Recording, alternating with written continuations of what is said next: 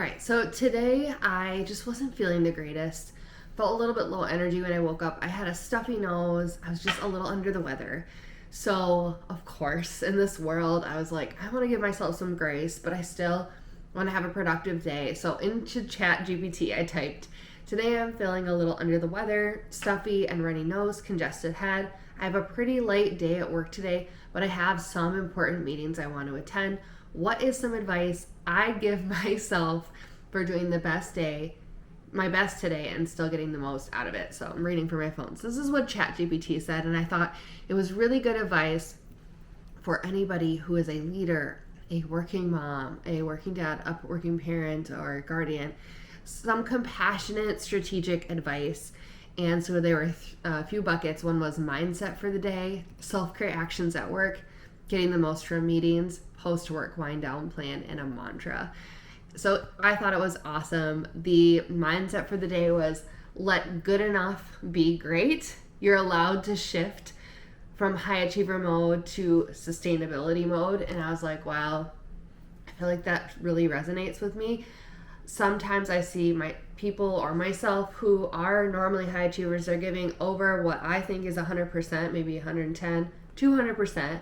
It's okay to just do like the acceptable amount of work and you don't have to go above and beyond. It said show up, don't overdo it. Attending key meetings equals success. Anything beyond that is a bonus. And the third bullet point was energy is currency. Spend it wisely. Protect your limited energy like you protect your calendar. This is so true. And it's like I do have to get my kids after school, take my daughter to swim lessons, hopefully have time for myself and my husband later. So it's like I only have a limited amount of energy. I can't waste all of it. Right now I still have to perform, do the things I need to do after work. The self-care actions at work, it said prep a comfort kit, have your water bottle, tissues, throat lozenges, a cozy sweater, and maybe a tea with honey. I was like, wow, perfect.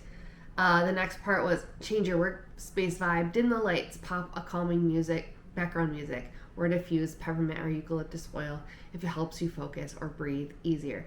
So I'm fortunate that I can work from home sometimes. So I set up a little spot where I don't normally sit, but on my cozy little couch sofa thing in my living room with my TV tray, and I had my tea and I had my coffee, and I did have this sweater on, then I put something professional on when I was actually taking calls. I did my hair. I still put lip gloss on. I made myself feel a little bit better. I had lozenges and I put in my diffuser, and it was really good. And it said, take micro rests, 5-minute pauses between tasks or meetings to close your eyes, breathe, stretch, or walk. I didn't really do this today, but it's okay. It said work in bursts, try a 30-minute focus or a 10-minute rest rhythm to conserve energy. And then it said, get the most from key meetings.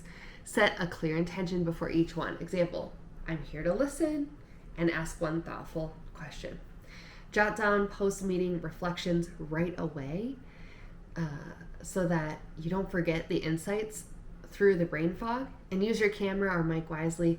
Put it on when it matters, off when you need to regroup, which is a wonderful advice for me because I always have my video on just because I feel like it helps with community and it's an expectation that some of my leaders have.